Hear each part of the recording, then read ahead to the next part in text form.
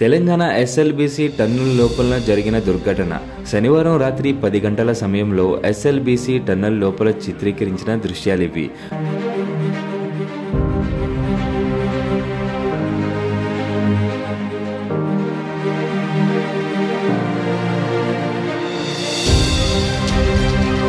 Tunnel లోపల ఘటన జరిగిన ప్రదేశంలో సహాయక చర్యలు చేపట్టడానికి ముందు అక్కడ పరిస్థితి ఎలా ఉందో పరిశీలించడానికి సొరంగం లోపలికి వెళ్లిన బృందాల్లో NDRF, Telangana STRF, Telangana fire సేఫ్టీతో పాటు టన్నెల్ లోపల పనిచేస్తున్న కంపెనీ సిబ్బంది వారు మొదట సొరంగంలో 11 కిలోమీటర్లు రైల్లో వెళ్ళి తర్వాత 2 కిలోమీటర్లు నడిచి వెళ్లారు.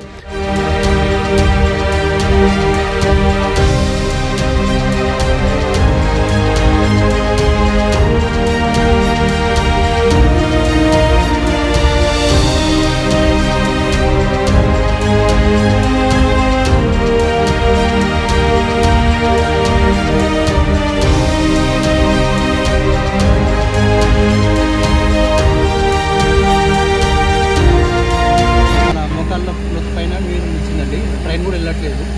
సో మేమే దిగి నడుచుకుంటూ వెళ్ళాము. కన్వేర్ బెల్ట్ ఉంది, బెల్ట్ మీద దాదాపు 2 కిలోమీటర్లు నడుచుకుంటూ వెళ్ళాము. అక్కడ మన మెషినరీ అంతా కొట్టుకొచ్చింది వాటర్కి. అవతల ఇంకొక 150 మీటర్స్ ఎంటీ స్పేస్ ఉన్నట్టుంది. అక్కడే కూలిపోయింది అది. అక్కడ ఏ ప్లేస్లో కూలిపోయిందని మనకు క్లారిటీ కనిపించట్లేదు. డ్రోన్ కూడా వెళ్ళట్లేదు. డ్రోన్ సిగ్నల్స్ జామ్ అయిపోయి డ్రోన్ కూడా వెళ్ళట్లేదండి. లోపల లైటింగ్ పనిచేస్తుందని, నీరు కూడా మరి ఎక్కువ లోతు లేదని, కానీ నీళ్ల కంటే మట్టి ఎక్కువగా ఉందని సిబ్బంది చెప్పారు. అది కూలిపోయిన మట్ట, మిషన్ వల్ల వచ్చిన మట్ట అన్నది తెలియదని, కానీ మెత్తటి మట్టి ఎక్కువగా పెరిగిపోయిందని చెప్పారు. మిషన్ ఉన్న దగ్గర నుంచి గట్టిగా అరుస్తూ, కేకలు వేస్తూ, ఈలలు వేస్తూ, టార్చ్ చూపిస్తూ, మిషన్ ఉన్న దగ్గర నుంచి గట్టిగా అరుస్తూ, కేకలు వేస్తూ, ఈలలు వేస్తూ, టార్చ్ చూపిస్తూ లోపల చిక్కుకుపోయిన వారి స్పందన కోసం చూస్తున్నామని, ఎలాంటి స్పందన లేదని వారు చెప్పారు.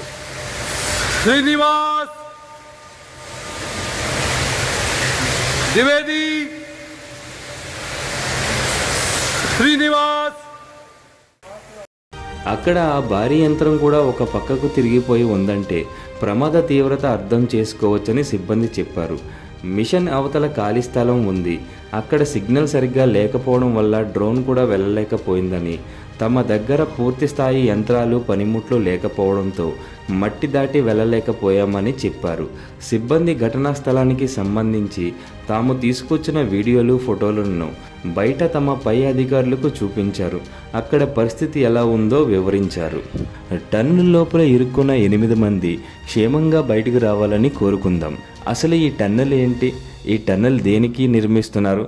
ఈ టన్నెల్ వల్ల ఉపయోగం ఏంటి అనేది తెలుసుకోవడానికి కింద కామెంట్ సెక్షన్లో కామెంట్ చేయండి.